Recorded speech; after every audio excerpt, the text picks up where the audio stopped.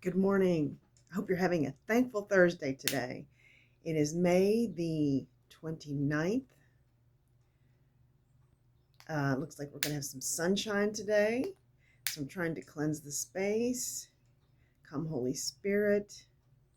I believe this is juniper or cedar. I'm not sure which one. It's one or the other. Let me get it over here. My candle. There we go. Get some smoke cleansing here. Welcome to Soul Healing Angel Channel. Left my other glasses in the car. It's in the garage, so I'd have these funky ones on. They're really, I guess you got sunglasses, but it's okay. I call them my Mel Robin glasses. They're little cedar for you, all smoke. Return to sender, all evil, all black magic, anyone that may interfere. Come, Holy Spirit, enter this space.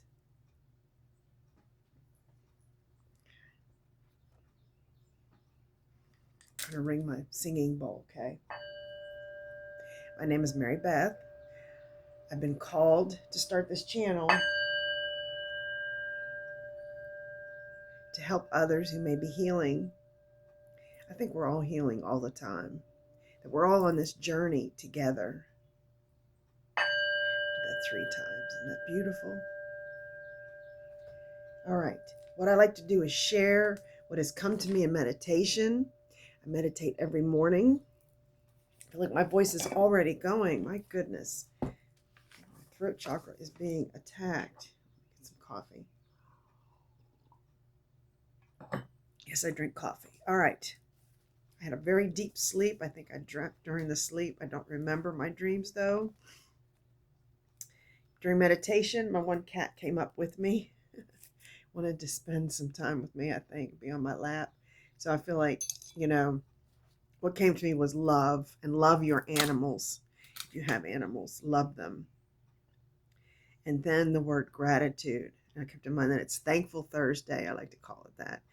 But it's to remind us, to remind myself to be thankful for all the things all the good in my life, the things that I have gratitude for. I always say, first of all, a roof over my head, food on the table, dear, dear friends, beautiful children who are healthy, bright, active people in the community.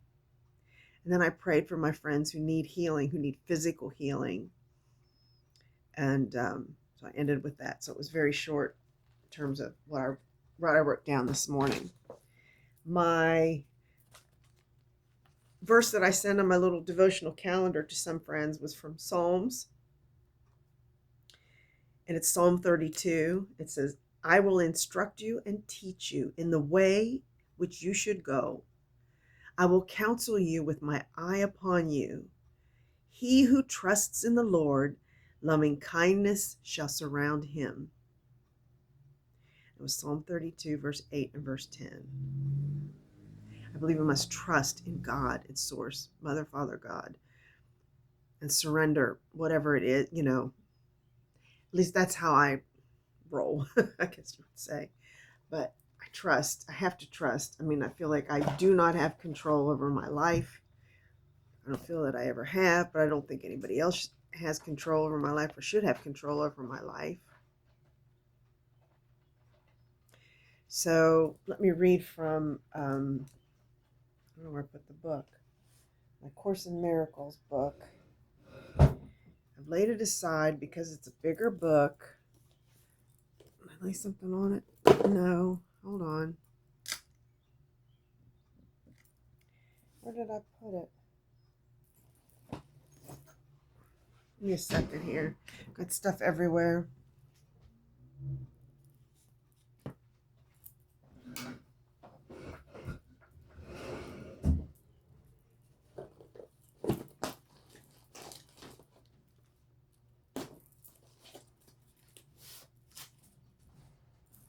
Well, maybe I'm not supposed to quote from it today, directly from it, but I have Marianne Williamson's book, Divine Compensation. I like to read from her book too sometimes, from Course in Miracles.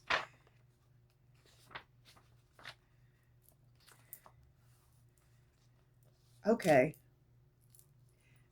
So from the Course in Miracles, Marianne Williamson writes, think of your work life, therefore, not as separate from your spiritual life, but as central to your spiritual life. Whatever your business, it is your ministry. We should look at our work as ministry and serving others. So she wants to look, positively about other people. She says, every relationship either gives energy to us or withholds energy from us, according to what we give to or withhold from it. So she says, thinking lovingly about someone is a far more sophisticated measure than simply visualizing a positive outcome of a business relationship. Thinking positively about someone spiritually means blessing that person, praying for his or her happiness, and praying that we be an instrument of greater good in that person's life. Lord, make me an instrument of your peace and let me bless others. No matter what situation brings people together on the spiritual plane, every relationship is an assignment. We're brought together by an intentional universe for one reason only, the enlightenment of all concerned. That's the whole thing, why we're here on earth. Enlightenment, to learn. Whether our connection is through work or family, a casual encounter or a lifelong involvement, the purpose of every relationship is healing the world. That's a beautiful thought. The purpose of every relationship is healing the world. So first, we need to work on healing ourselves, and then it branches out and we heal the world. So that's where she writes about, think of your work life not as separate from your spiritual life, but central to your spiritual life. Every relationship, every activity, every circumstance is part of your ministry, to the extent that you think of it that way. Such devotion uplifts the vibration of your thinking, thus improving the experience that others have of you and you have of them. She says it's not a random universe. It is not random. Everyone, whatever he or she, we have a divine assignment. There is meaning to everything that occurs. Lessons come in many different forms, and for everyone in a situation, the lesson is different. All growth, it says, no matter what the circumstance, however, working together is an opportunity for growth for everyone involved, and all growth is a conduit for miracles. Working together. We're all here working together. So let's try to heal together, or help each other heal spiritually, emotionally, mentally, physically, whatever needs to be done. Let's do it together. And we're supposed to do it together. So our Dalai Lama, I just flipped to a page. It says, do your best and do it according to your own standard. Call it conscience, not just according to society's knowledge and judgment of your deeds. So do good because you want to do good. And it's something that we feel right about it, your conscience.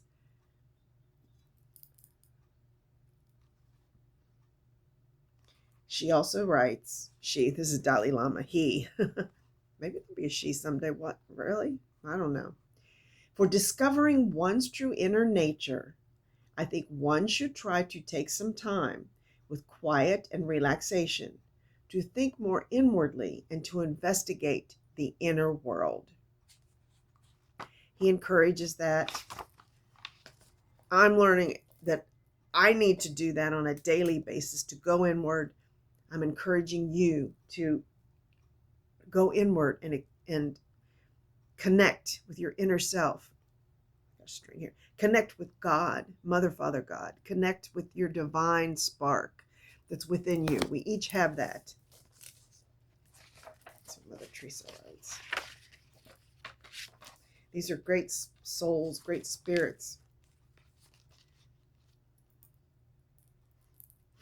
She writes, oh, I need a tissue here. Where did I put them? There. Sorry, my nose is, the smoke makes my nose run. Excuse me. Don't mean to be gross there. Okay. She writes, Mother Teresa writes, I don't think there is anyone who needs God's help and grace as much as I do. Sometimes I feel so helpless and weak. I think that is why God uses me, because I cannot depend on my own strength. I rely on Him 24 hours a day. If the day had even more hours, then I would need His help and grace during those hours as well.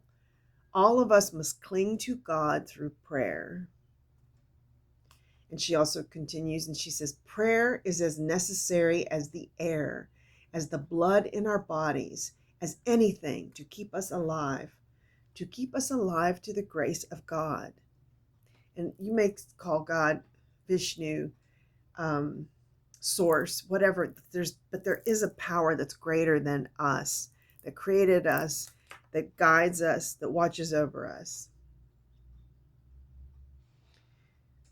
I'm going to read one more thing from Mother Teresa. She says, we shall not waste our time in looking for extraordinary experiences in our life of prayer, but live by pure faith, ever watchful and ready for His coming, by doing our day-to-day ordinary duties with extraordinary love and devotion. So when you brush your teeth, do it with devotion. When you wash your dishes, do it with extraordinary love, with extraordinary devotion. Running the vacuum, it's something I don't like to do, but anything like that, offer it up or make it a prayer. Make your whole life. I try to do that. Make your whole life a prayer. Just a suggestion. But I think it's something that can be done, that we all have that ability to do that. All right, let me go to angel blessings today. These are my oldest cards that I've had. I think I've said that before. They're my oldest deck. It's my oldest deck given to me by a friend who's with me in spirit now, very close to his sister, one of his sisters. His birthday's on the same day as my brother. They're both Leos. Anthony, he was a wonderful person. Loved life. And I've been a dear friend of his sister since I was in my 20s, but I actually met him first. It's kind of funny. They're from a different town, one town away. We have mutual cousins. Yeah, I think we have mutual cousins. We're not related, but met in college. I enjoy shuffling. I don't know what it is about that, but I just enjoy shuffling. Okay, let's see what comes up. Oh, Galgaliel, vibration. This is a gorgeous card. Vibration. 25. That adds up to 7. Okay, Galgaliel. Yeah, Galgaliel. Where's my nose itch? Oh, wait. I go from 24 to 31. That's not right. Here's 25. Here's 30. I got some cards in the wrong order.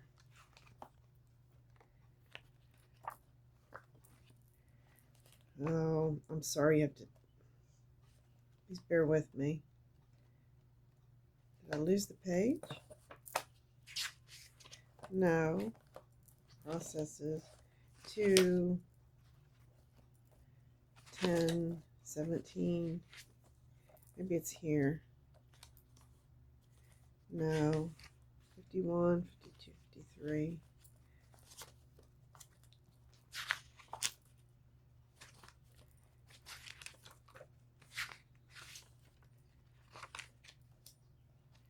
I've lost 25. There it is. Galgaliel. All right. Did I stick it in the wrong place? Maybe. Okay. Galgaliel, vibration. The great and glorious center of your heart will burst wide open. Put these in other order then. 30 would be. Okay. As if struck by a lightning flash, and you will become the vibration of love, a vibration so exalted above the love of human emotion that the languages of the earth do not contain words vivid enough to make the comparison. That's from Ruby Nelson, The Door of Everything. The book is falling apart. Galgaliel governs the wheel of the sun. The Hebrew word Galgal means either a wheel or the pupil of the eye. Must be related somehow to Ezekiel.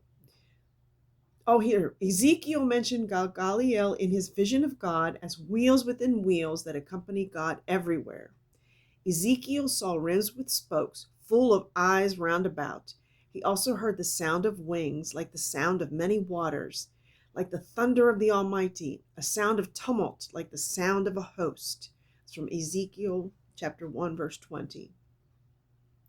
What does this mean? If you envision wheels spinning within wheels, you'll see a vortex of energy. The eyes within this vortex symbolize consciousness and suggest that God's eyes are looking out upon all creation. The mighty thunder refers to the effect of increased sound and vibration. We have to remember that we're all vibration. We're all vibrating at a certain level. And the whole point, too, in learning on this 3D plane is to increase our vibration. That those that we say are in heaven are vibrating so fast, and they're up above, they're just in a higher vibration. Emotions create vibration. So your feelings cause you to have desires which intensify your vibration, activating the principle of magnetic attraction, which draws your desire to you. I'm skipping over some stuff here. You were born with the spiritual power to express yourself and hold your space open with emotional vibration. So like how babies cry and they just cry with their whole body. They're vibrating and they're just the whole emotion. So we might have been taught to be quiet and not cry and just be quiet and still, not express ourselves. And we kind of get closed off and we stop vibrating. But your vibration causes the magnetic attraction that draws the life force to you. This is electronic light substance that nourishes the body and spirit, connecting you to your eternal self. We all have a higher self that's not residing within these bodies. We just have part of our soul. The more dense you become, the slower your emotions vibrate. It says the easiest time to begin a release is when something has just gone wrong and you are upset. During such periods, your guardian angel, eternal self, and other members of your support team help you recognize a blockage and break through it. It says maybe if nothing has sparked an emotional reaction, begin by sitting quietly and becoming aware of how you feel. You know, that whole thing, go within and see how are you feeling. Try to feel the deep longing inside yourself for freedom, love, or whatever is most important to you. Follow this feeling as if it were a light beaming through darkness. Let the level of your longing intensify and do what you feel. Sound is vibration and can guide you into the energy that is ready for release. Start making sounds and moving in any way you feel drawn. To release a blockage, cause it to vibrate fast enough to ignite the structure and burn it up. Trust your eternal self to guide you. Ask God to hold you and show you the way. Get into it. Like a baby crying, give it your all. As you emerge on the other side of the blockage, your attitude will change. You will feel full of energy and joy. You will see your life more clearly. If your body has been numb and asleep, it will wake up. The more you are willing to release and open to receive your eternal self, the more energy will fill you. This increased vibration will magnetically attract new friends, new ideas, increased health and vitality. Angels. Yeah, more angels. The right job, the right mate, or a more meaningful relationship with your current mate. Better living conditions and family relationships. Music that's suggested is the Pointer Sisters' Neutron Dance from Greatest Hits and Peter Gabriel, Passion. Galgaliot number 25. Vibration. Let's increase our vibrations. I think as we increase our vibration and continue to heal, that we're increasing the vibration on Mother Earth, on Gaia. And I think that's back to that, we need to work together to heal the earth, to heal each other. I have some new cards. I want to see what's in these. This is the Sisterhood of Seers. It's an oracle deck. And there's a guidebook. Athena Laws is her name. Illustrated by Ana Santos. Look at the back of these cards. It's even beautiful. So many talented people, so many talented artists out there. If you have a time, you could create your own or create a deck of cards for someone.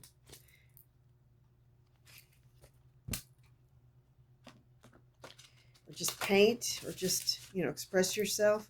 But those are ways also of increasing your vibration. Doing something you love. If it's making jewelry, if it's knitting. I have a friend that's quilting. But anything, where it's creative, use your creativity.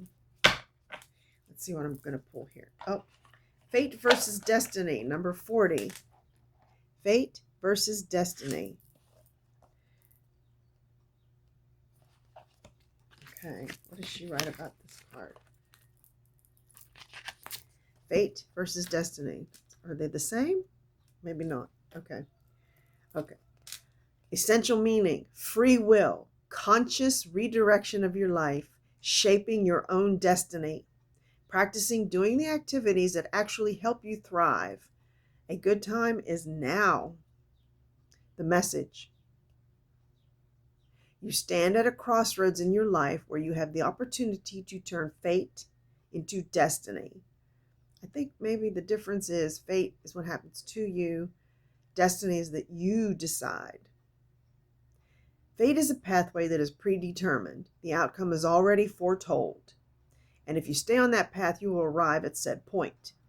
This is the avenue of handed down ancestral patterns that play out over and over again. Destiny, on the other hand, is a journey of willful co-creation where you dance with the mystery and rise up to meet your glorious future. Destiny speaks of the wheel turning in your favor. Yet with any journey, there are moments that require strength, that require softening, that require resolution or surrender. Destiny doesn't mean that everything will feel easy, but it does mean that you have a choice. What would it mean if you took that chance and stepped into a new way of being? What if you took the final steps so that it was all worth it? Fate is karmic. It is cause and effect without intervention. Destiny is cause and effect with intervention at any point. If you do not like the current story of your life, don't just turn the page. Close the book and open a new one. You hold immense power in your ability to focus your attention. By remaining aware, you cease to fall for subconscious patterns that are predetermined. This is how you alter any tragic, repetitive patterns and release yourself to dream freely. Your destiny awaits. Here's the meditation. See yourself standing at a crossroads and take the path that brings you to your destiny. You will know the path because it is brightly lit. Follow the light. And to find the light, you have light within you too. Fate versus Destiny, number 40.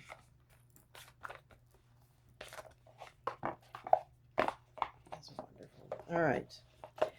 Let's look at our chakra wisdom cards. Chakra Tarot. That's yesterday's card. The Chakra Wisdom Tarot guidebook by Tori Hartman. I don't know if she created these pictures or not, but they're beautiful. Right? These colors. I'm just amazed by these colors. Look at the back of that. Isn't that gorgeous?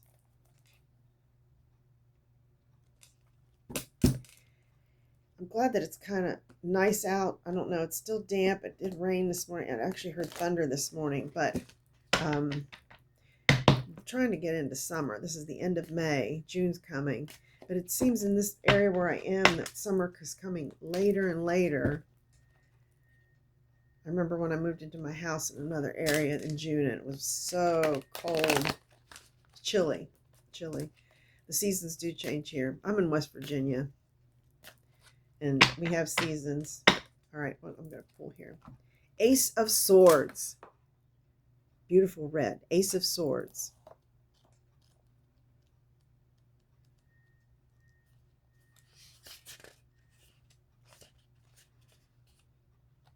Okay, Ace of Swords. The card of mental strength.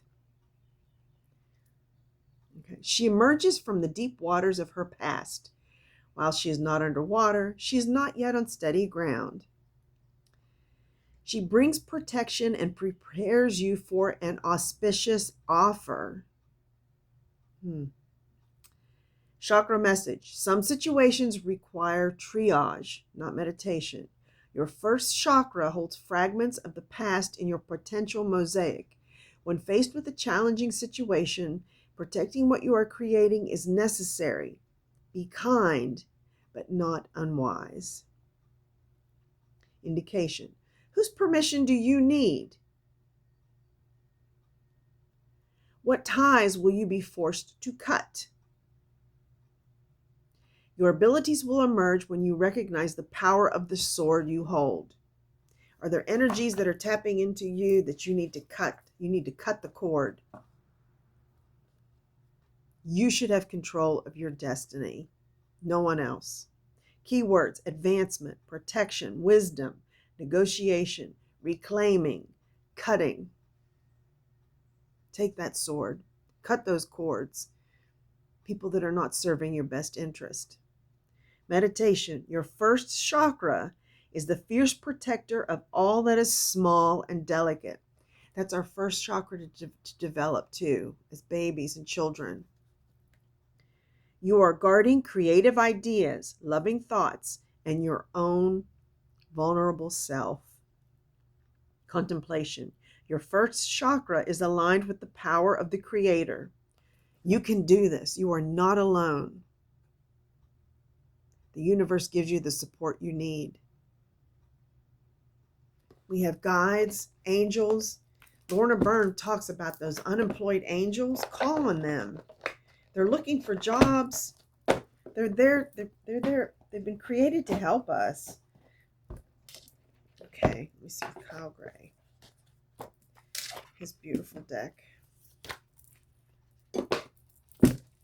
Angels and Ancestors. Artwork by Lily Moses. What's her name? They're gorgeous. Okay, it flipped out. I'm just going to take it. Earth Guardian. Stay rooted and grounded. Let's go with that. Stay rooted and grounded. Look at that green. How gorgeous. It's not a number, but it's, okay. Earth Guardian. He's got that beautiful emerald in his third eye there. Message. Take time to connect deeply with the energy of the earth so that you can feel supported and make decisions based on strength and integrity. We all need to stay grounded. I got to take a drink here. Smoke.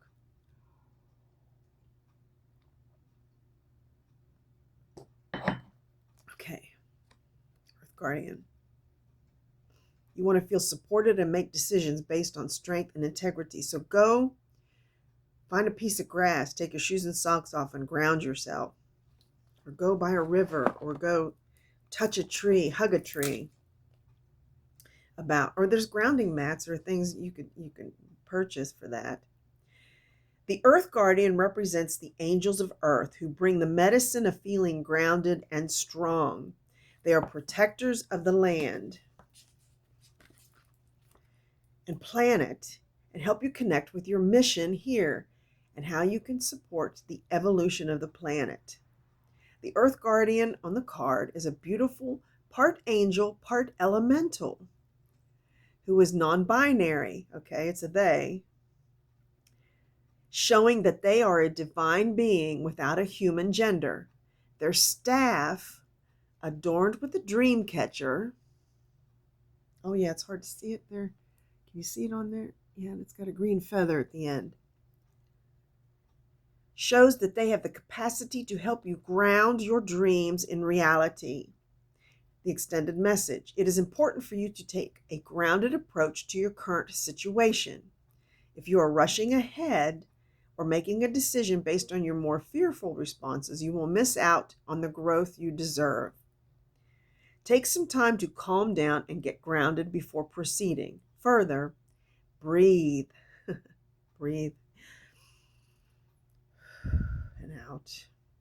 Relax and connect with your center. Then consider what to do. It's important to plant seeds that are going to grow into something beautiful rather than turn into a weed that you have to deal with. So relax and breathe and ground yourself, Earth Guardian. If it doesn't rain today, I'll have to go and get. I like to go. There's a place by the river I like to go and then ground there. And I keep birdseed in my car. I feed the birds. I love to do that. All right, got a couple more here. Actually, I got this new one.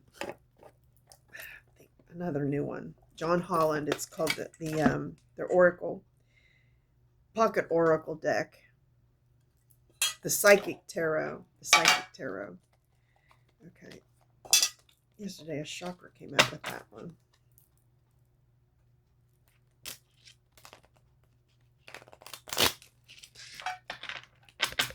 I hope that this helps someone who's on their way, or beginning, whether you're beginning your spiritual journey or you're in your spiritual journey, you're in healing. I hope it's some way that there's something that helps you. I don't mean to be so long. I love these cards though. There's ones that I have that I don't use. But maybe I will in a while. I don't know. Okay. I just have fun shuffling.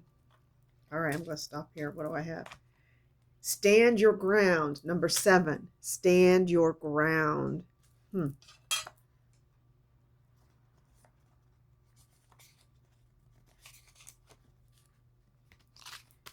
It's triumph. Oh, wow. Yeah. The power of your soul is pushing. Okay. And pushing and nudging you steadily forward.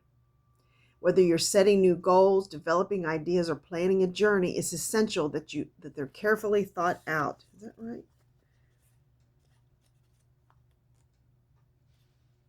All right, well, I'll just read this anyway. There's a part in the back too. Okay, when you tap into your inner guidance and balance it with self-control, hard work, and perseverance, it's likely to manifest a triumphant outcome. It's time for you to be single-minded and focus on the end goal. Visualize the successful results as if it were happening right now.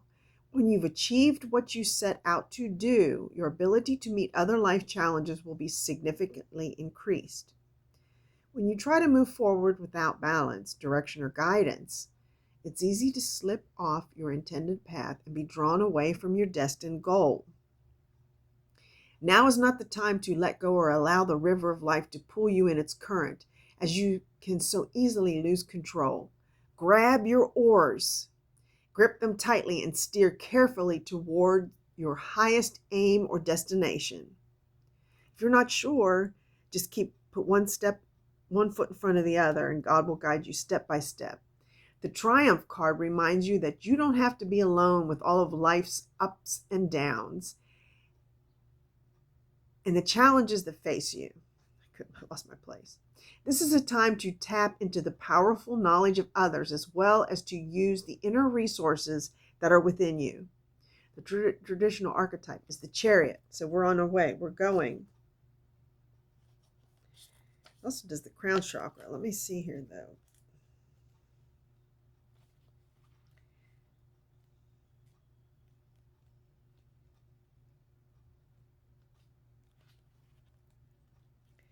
I guess there's different cards here. They don't all have the same. I don't have one that says standing your ground.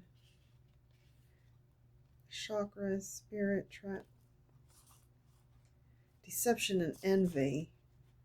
That's number 7. Let me see. There's all the 7s here. To be forewarned is to be forearmed. This card comes at a time when individuals or conditions aren't what they appear to be. How well do you really know the people around you? Are they telling you everything you need to know? In business, make sure you gather all the necessary information so that you're aware of and understand all the facts before continuing. This is a warning too. Stand your ground, but be careful. You've worked hard. Don't let others take from you what is rightly yours. Unfortunately, some people may become envious of your accomplishments. That's why we're the evil eye. This card also represents a time of sudden and unexpected changes, or when plans that you're undertaking may not turn out exactly the way you envisioned. Have a plan B. I'd say have C and D too if you can, as a fallback strategy to prevent future problems. Use this card as a reminder to be prepared. It's better to be safe than sorry. Then I just want to, it's also referring to the crown chakra. Key facts: color violet, the sound nun or om, element thought, the gland is the pineal. Keywords: I know. The crown chakra is located at the top of the head and has been called the 1,000-petal lotus, or the receiver of light. This chakra is the center of your link with the universe, the infinite, and your higher consciousness. It's the connection between wisdom and spiritual insight. The crown center is the area where ethereal light and energy are received and then dispersed throughout your aura for total well-being. To balance this chakra, I find that meditation, breath work, yoga, spiritual healing, acupuncture, and color therapy work best. When properly aligned, your crown chakra will expand to a point where it's possible to access and tap into the deepest sources of wisdom. So you want to open up that chakra, that crown chakra, your third eye. I've been praying for my third eye because I don't think mine is quite open, or I don't feel that it is. It might be. All right. Let's wrap it up with Dreamweaver.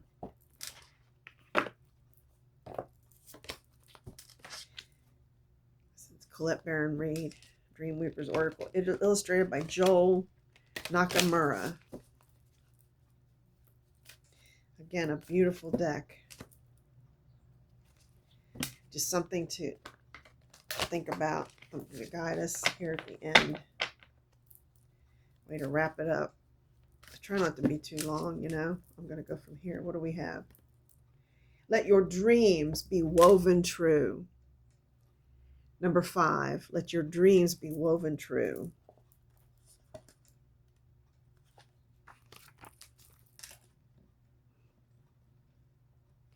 got an eye in there and a bird. Tree of life, it's kind of upside down.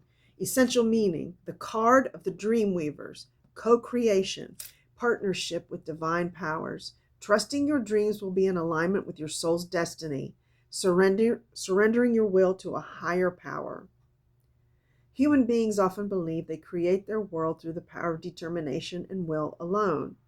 Hard work and effort, striving, ambition, focus, imagination, and desire are all worthy components of reality creation, but they are not the only ones. To truly be an empowered co-creator and work your magic in the world, you need to remember you are in partnership with your higher power. This is a metaphor of the dream weavers. It is a reminder that you are never alone. None of us is ever alone. There are always divine forces at work on your behalf, listening to the stories in your mind and heart and reflecting them in the outer world. That what's happening around us is not happening to us, but happening for us. There is another message here about the strands in the fabric of reality that are constantly being woven. While there are things you cannot change or control, there are also the threads you choose to weave into this fabric of life, based on the electric force within you. You dance between surrender and creation, fueled by your inspired dreams and intentions. Now is not the time for pushing harder, but for allowing things to organically take their course. This kind of words to me too. Do your part, taking your steps, but surrendering the rest to the divine. Remember, your job is to know your why and hold space for the energy of your dream. In weaving the sacred essence of your desire, the how of it will be revealed. Weave and let go. Weave and release. Let your dreams be woven true, and like magic, things will seem to work out, even when you're not concentrating on the pattern. Let go and let God. I couldn't find a better card to end with. Let go and let God. On a beautiful day, be grateful. Be grateful just to be alive and that we woke up. Be grateful. Remember, in the end, 3 things that last: faith, hope, and love. The greatest of these is love. You are so loved by the universe. I wish you love. I also wish you that peace that passeth all understanding. Namaste.